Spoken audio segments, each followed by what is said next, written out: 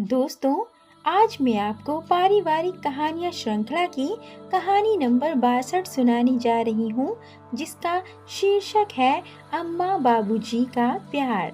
तो चलिए कहानी की शुरुआत करते हैं, पर कहानी सुनने के पहले कृपया वीडियो को लाइक, शेयर और चैनल को सब्सक्राइब करना ना भूलें। अरे, अगर इन दोनों को अकेला छोड़ दो ना, तो दोनों के बाल नहीं बचेंगे।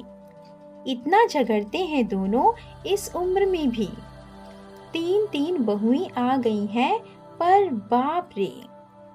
सुजाता आगे बोली, जब मैं शादी होकर आई थी तो शुरू शुरू में अम्मा और पिताजी का झगड़ा देख मुझे बहुत आश्चर्य होता था कि इस उम्र में भी झगड़ा।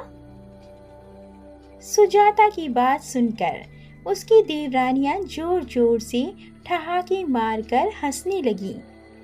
तभी सुजाता की माँ बोली कि नहीं नहीं, ऐसा मत बोलो सुजाता, अपने घर के बड़े बुजुर्गों के लिए इस तरह नहीं, गलत बात है। सुजाता की माँ आगे बोली, ठीक है, सबका अपना अपना है। सुजाता समझ गई कि माँ को उसकी बातें अच्छी नहीं लगी। वह तुरंत बात सुधारते हुए बोली, अम्मा ने पिताजी का हमेशा साथ दिया है। बहुत कठिन समय देखा है दोनों ने। अम्मा बताती हैं कि हमने सच में गरीबी देखी है।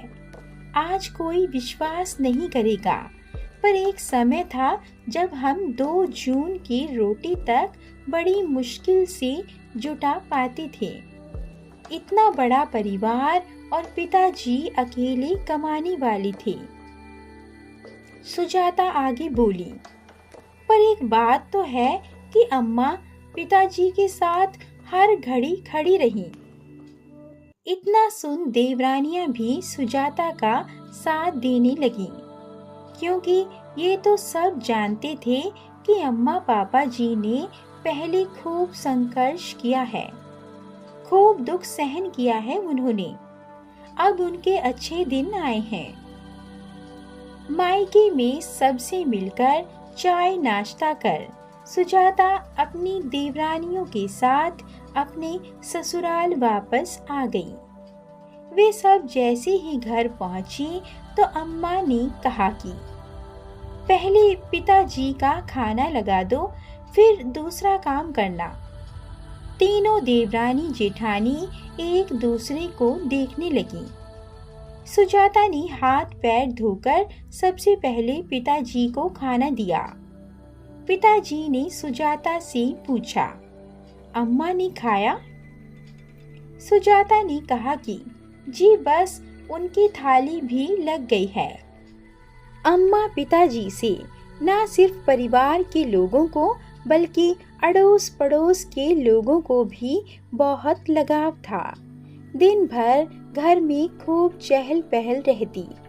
ये बात सही थी कि पिताजी अम्मा से बहुत कम बात करते थे, पर जब वो ना दिखे तो उनके बारे में पूछने लगते, और जैसे ही अम्मा दिख जाती तो अजीब सा व्यवहार करने लगते। कोई भी निर्णय लेना हो तो लड़कों को मध्यस्थता बनना ही पड़ता।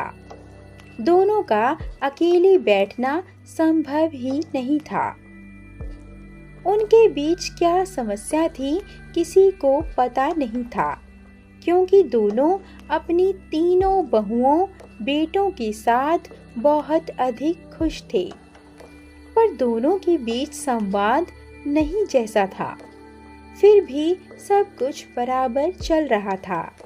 उनके परिवार में खुशी खूब इतरा इतरा कर मंडराती थी। बस कभी कभी अम्मा को पेट दर्द की शिकायत हो जाती, पर वो जल्दी ही ठीक भी हो जाती। पर एक दिन तो अम्मा को पेट में अचानक बुरी तरह दर्द उठा, पर डॉक्टर ने उन्हें तुरंत मुंबई ले जाने की सलाह दी। पता चला कि अम्मा को आंत का कैंसर है। सब स्तब्ध थे। घर में शोक की लहर छा गई। तभी पिताजी ने अपने बेटों से कहा कि माँ को मुंबई ले जाओ, पूरा इलाज कराओ, मैं बच्चों के साथ रहूंगा। बहू बेटों को यह बात समझ नहीं आई कि पिताजी अम्मा के साथ क्यों नहीं जा रहे हैं, पर किसी की उनसे यह कहने की हिम्मत नहीं थी कि आपको इस समय में तो कम से कम अम्मा के साथ होना चाहिए। मुंबई पहुंचने पर पता चला कि अम्मा की हालत ठीक नहीं है। वो कुछ दिनों की ही मेहमान है। उनको आईसीयू में भर्ती करा दिया गया। वो 14 दिन तक आईसीयू में भर्ती रहीं और आखिर में वो इस जिंदगी से हार कर चली गई। पर इस सब के बीच सबसे आश्चर्यजनक बात तो तब हुई जब बिल्कुल आखिरी समय में भी पिताजी अम्मा के पास आईसीयू में नहीं गए। बहुओं बेटों ने एक मर्यादा के अंदर उनको यह बात समझाने की कोशिश भी की कि भले ही अम्मा को होश नहीं है, पर फिर भी आपको कम से कम इस समय तो उनके पास होना ही चाहिए। पर पिताजी को यह बात समझ में नहीं आ रही थी और आखिर अम्मा चली ही गई। इस बात के बाद से तो जैसे घर के सारे सदस्यों का नजरिया पिताजी के लिए बदल ही गया था। खास तौर पर बहुएं पिताजी से काफी दिन तक नाराज रहीं। हालांकि कभी किसी ने अपना गुस्सा पिताजी को जाहिर नहीं होने दिया, पर सबके मन में एक खटास सी बनी रही। पिताजी पहले की तरह ही अपनी नाती पोतों के बीच व्यस्त रहने लगे। पहले की तरह ही वे रात को खाना खाकर बाहर दीवान पर ही सो जाते और इस तरह धीरे धीरे जिंदगी फिर एक बार जैसे तैसे पटरी में आ गई। एक नई दिनचर्या फिर शुरू हो गई। हालांकि अम्मा का इस तरह से जाना और पिताजी का आखिरी समय उनके लिए इस तरह का व्यवहार पिताजी के ऊपर बहुत बड़ा सवाल सा छोड़ गया था कि क्या एक पति इतना कठोर भी हो सकता है। सब कुछ सामान्य होते हुए भी बहुत कुछ असामान्य सा था। कोई यह नहीं भांप पाया कि अम्मा का जाना पिताजी के लिए दुख की बात थी भी या नहीं। कभी कभी ऐसा लगता कि वो कुछ अनमनी से हैं, पर कभी कुछ समझ में नहीं आता। कभी कभी वे कुछ बुदबुदाते से लगते, तो कभी कुछ लिखते रहते, पर किसी को ठीक तरह से कुछ समझ में नहीं आता। हालांकि वो भी सामान्य बनने की कोशिश करते और घर के बाकी सदस्य भी उन्हें उतना ही प्यार और सम्मान देते। बच्चों के लिए तो पिताजी जान छिड़कते थे और बच्चे भी अपने दादा के दीवाने थे। वे घंटों बच्चों के साथ खेलते। हाँ, पर इधर कुछ दिनों से वे कुछ ज्यादा ही चुप चुप से थे। उनका ऐसा व्यवहार सबको खल रहा था। सब उनसे बार बार पूछते कि आखिर उनके मन में क्या चल रहा है, उन्हें बताना चाहिए। एक दिन अचानक उनको रात में घबराहट सी हुई। बेटों ने उन्हें तुरंत अस्पताल में भर्ती कराया, जहां पता चला कि उनको हृदयाघात हुआ है। बच्चे कुछ समझ पाते कि अचानक उनकी मृत्यु हो गई। उनका इस तरह अचानक चले जाना सबको बहुत बुरी तरह अखर गया था। घर में जैसे एक अजीब सा सूनापन छा गया था। हालांकि अम्मा का हल्ला पिताजी से ज्यादा था, परंतु पिताजी के जाने के बाद जो खालीपन था वो न सिर्फ बच्चों पर बल्कि बेटों पर भी गहरा असर छोड़ गया था। पूरे परिवार को 2-3 साल संभलने में लग गए और फिर पूरे 3 साल बाद घर में खुशी आई। सुजाता की बेटी की शादी होने जा रही थी। अम्मा पिताजी ने उसके लिए गहने बनवाकर कई दिन पहले से ही बैंक में रखवा दिए थे। आखिर उनकी पहली पोती की शादी जो थी, दोनों को पोती की शादी देखने का बड़ा मन था, पर नियति को कौन टाल सकता था। एक दिन तीनों बहुएं बेटे एक साथ बैंक जाकर अम्मा के गहने निकाल कर घर ले आए। सब बैठकर गहने देख ही रहे थे कि उन्हें डब्बे में एक पत्र मिला जिसे पिताजी ने अपने बच्चों के नाम लिखा था। उन्होंने लिखा था कि प्रिय बेटों और बेटियों, मुझे पता है कि तुम सब मुझसे मन ही मन नफरत करने लगे थे जब मैं तुम्हारी अम्मा के साथ मुंबई नहीं गया। फिर मैं आईसीयू में भी तुम्हारी अम्मा के साथ नहीं रहा। बच्चों, मैं तुम्हारी अम्मा को कभी दिल से प्यार कर ही नहीं पाया। मैंने उसे हमेशा एक उपयोग की वस्तु ही समझा और फिर जब तुम सब हमारी जिंदगी में आते गए तो तुम्हारी माँ ने अपना पूरा ध्यान मुझसे हटाकर तुम सब में लगा दिया।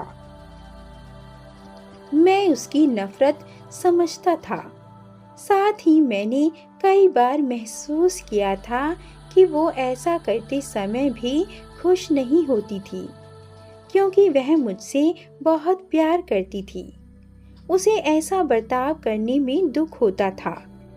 वह कभी किसी का दिल दुखा ही नहीं सकती थी। बहुत भोली थी वह।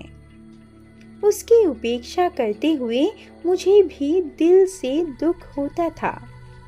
पर समय के साथ साथ हमारे बीच इतनी दूरियां बढ़ गई थीं जिन्हें मैं चाहकर भी कभी पाट नहीं पाया और कभी अपनी गलतियों का पछतावा उसके सामने कर ही नहीं पाया।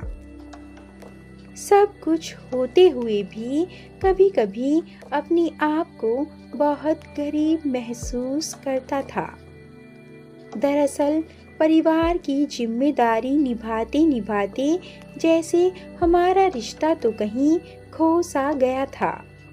हम साथ रहकर भी अलग हो गए थे और अलग रहकर भी कहीं साथ में थे।